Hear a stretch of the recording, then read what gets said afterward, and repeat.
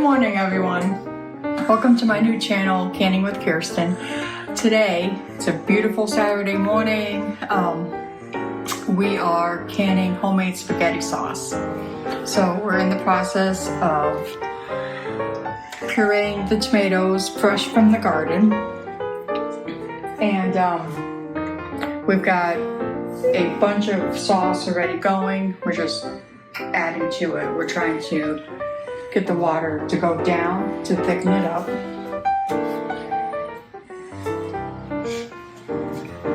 So here you can see I have a huge pot of tomatoes that have to cook down to at least half.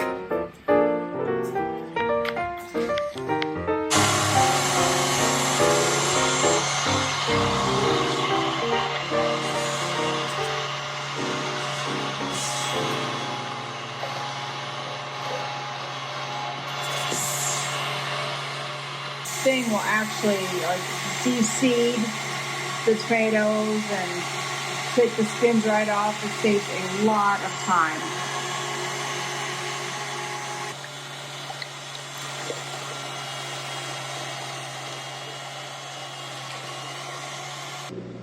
So this is where we're sitting right now. We have an entire big pot of tomatoes cooking down. And it's gonna have to cook down for a couple hours to get the water out. But once that is cooked down enough and the sauce is as thick as we would like it to be, then we will add peppers, onions, garlic, some fresh herbs, to really make it an Italian spaghetti sauce. And it's been 6 hours just about. And you can see how much the sauce is cooked down. Hasn't cooked down nearly enough because it's still pretty runny, but we are getting there. It does take a while. I think we've got it to where we want it. It's thickened up nicely. We've had it on the stove simmering to bring the water levels down for about 15 hours now. So it takes a while, it's a long process. So far this morning, I have already washed and cleaned all my jars. They've been sterilized. And we're gonna do what's called a hot pack. So a hot pack is actually what it sounds like. The jars will be hot, the lids are hot, the rings are hot, and then we'll put the sauce into the hot jars.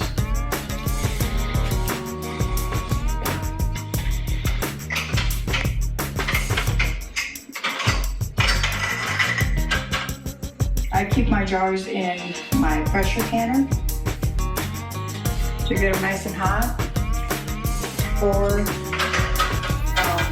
I put them in the sink filled with really hot water.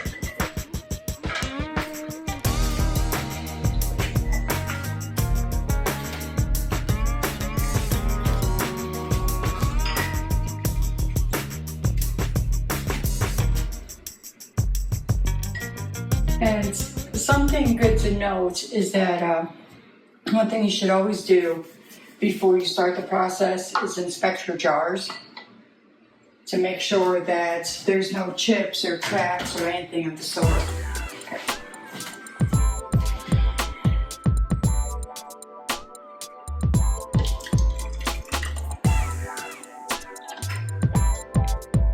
And I'm just putting these in pints. I think that should be enough for Jim and I. I mean, it's only 2 of us.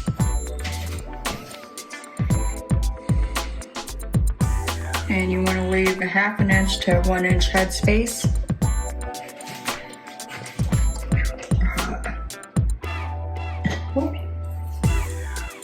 Really hot.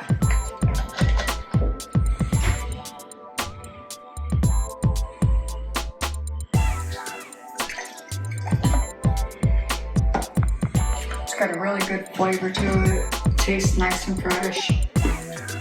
Yeah, I would hope so because everything came from the garden pretty much. And my pressure canner actually is pretty new. I just got that this year for my birthday. My hubby bought it for me. He knows how much I love canning. And most things you have to pressure can, unless it's highly acidic or like jellies and jams, stuff like that. And typically tomatoes you would pressure or you would water bath, but because of the ingredients that I have in it, I am pressure canning. And because I'm using pint jars, I am going to double stack them in my canner. Okay, so then the next thing that you want to do is you need to debubble your jars. I mean, chances are there's not going to be any bubbles in this, but you just never know. So you just take this thing and you rub it around in there. Okay, then the next thing you want to do is get a paper towel wet or a rag, whatever, whatever it is that you want to use, and just wipe off the rims of the jars to make sure that there's no food particles on it. So then you can create a much better seal. If there's food particles on it, the jars won't seal. And you might get a false seal, so like right there, I've got a little bit of spaghetti sauce on the rim, so that's what I'm cleaning off. So a false seal, like it'll appear to be sealed, but over time, the jar will come completely unsealed and it'll start turning bad. Okay, next thing you want to do is in your pot over here with hot water and it's on, you want to grab your lids and firmly place them on there.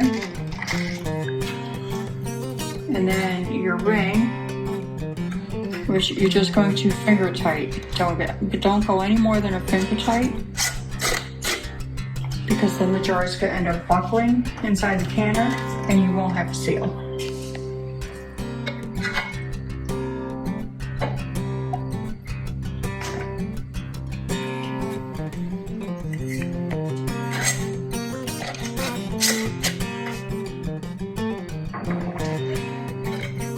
It's a handy little tool you're using there. Yeah, it's magnet. It's a magnet.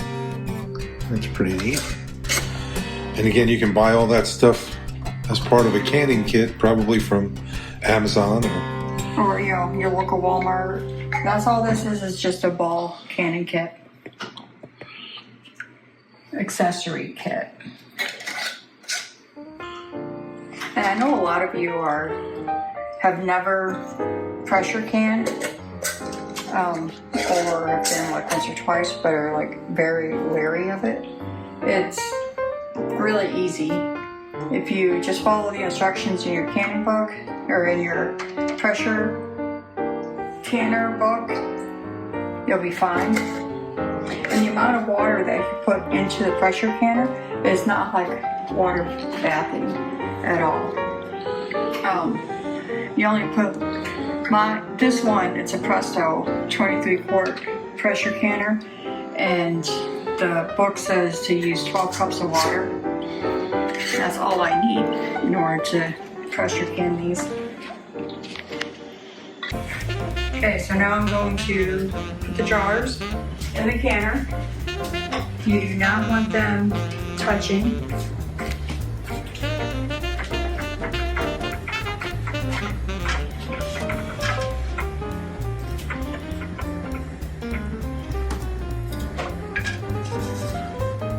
Just leave a little bit of space between them and the side of the canner.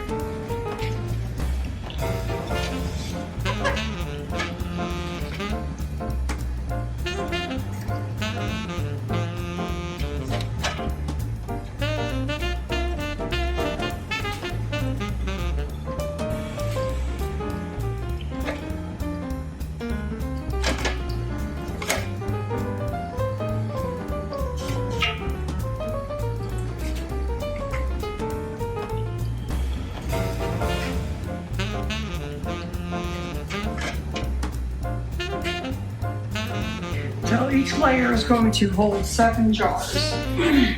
And then you need to get another one of these. You can get these on Amazon to put in between the layers because you don't want them sitting directly on top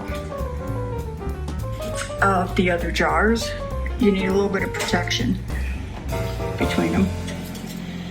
Now, do you have to double the water because you're doubling your jars? No. What got you into canning to begin with? Well, I do a lot of gardening. At least I used to do a lot of gardening. I'm getting back into doing a lot more gardening than I have in quite a few years. But it's a good way to preserve your food. And when you break down the costs, it's more expensive when you first get going in canning. But once you have like all of your supplies and stuff, the cost is so much cheaper, and you know what's in your food. There's not all these preservatives, and you can make it the way you want it, and it's just a good process. And then you'll have storage on hand. Yeah, I heard an interesting fact that most people don't even have 3 days worth of supply of food on hand just in case of an emergency. That could be natural disasters, weather, tornadoes, hurricanes. It's crazy, like how many people just aren't prepared. Well, I gotta tell you, the sauce does look yummy. It is, and it tastes amazing.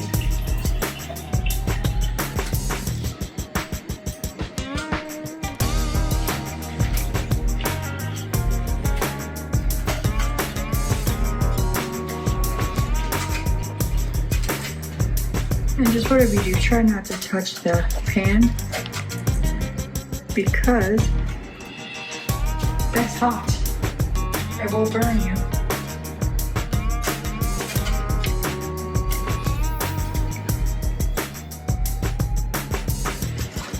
So it looks like we've got, 14 jars in there now? Yes, 7 on each layer.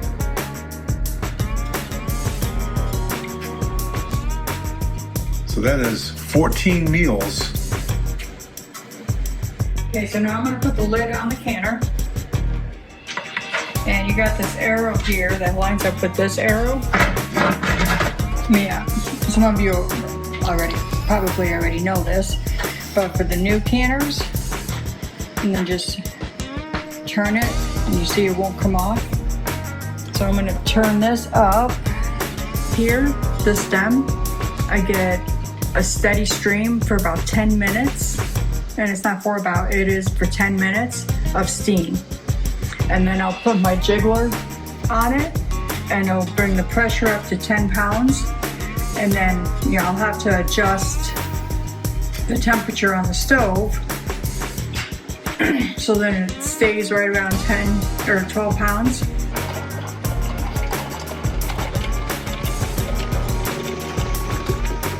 So if you're listening, you can hear the water bubbling in there. It's just starting to steam a little bit, but nowhere near enough. Okay, so now it's time to put the jiggler on, and just for my protection, I always use a pot holder. Just because I don't want steam to come up and splash me. Can you give us an example of what the jiggler does?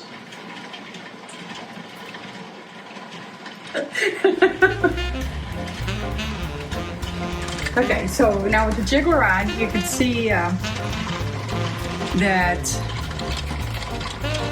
the gauge has come off of 0, and it'll take a little bit, but it will get there. And then once it's sitting at 12 pounds of pressure, I'll adjust the temperature on the stove, and because these are pints, I will actually can them at 12 pounds of pressure for 30 minutes. If they were quarts, it would be for 40 minutes. Okay, so we're almost there. We're sitting at 11 pounds of pressure Okay, so we're sitting at 12. I'm going to turn the stove down, and now I'm going to start my timer. It's for 30 minutes.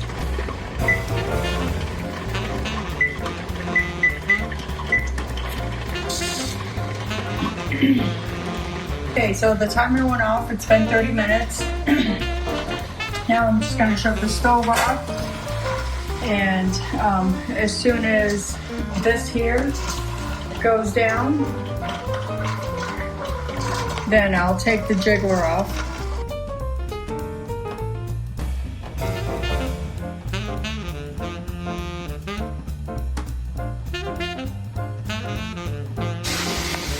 Okay, so the lock here finally went down.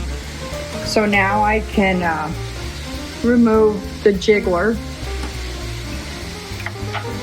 So carefully,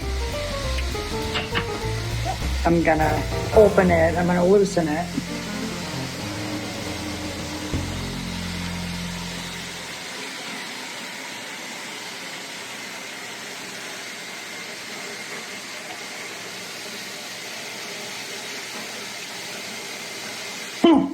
Stop. You think that's funny, but it happens.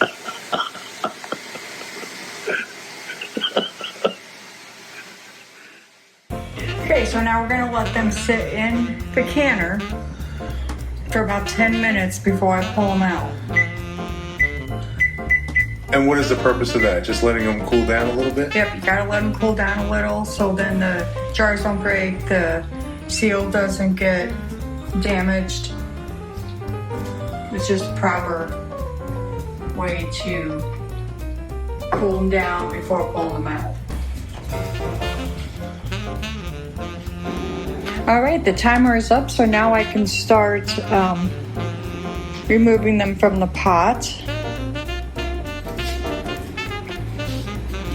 And always place them on a towel, and hopefully you'll be able to hear some popping.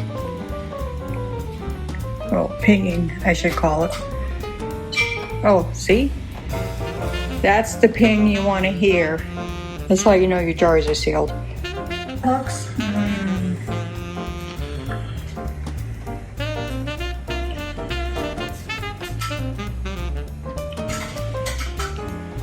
And again, when you put them on the towel to let it cool, keep a space between each one. That way they'll actually cool instead of keeping them warm. And sometimes, you might notice that some of your jars are siphoning. That will also happen if you don't let them cool down in the water prior to removing them. But if you take a look in my pot here, there has been no siphoning. And what is siphoning? It's when the liquid or the contents can bubble out before they're actually sealed. So it leaks out of the jar and into your pot. Yes. And some of the rings, as you'll notice by the sound of, when I set them down, are loose. Do not loosen them. Do not tighten them. Just leave them be. I talked about headspace. So I always like try and fill them up to here. That'll give you your headspace. This here, that's a 1-inch headspace. That's a 1/2 inch. So this one, that was this one here is a 1/2 inch. So which is like right where I want to be. That's your headspace.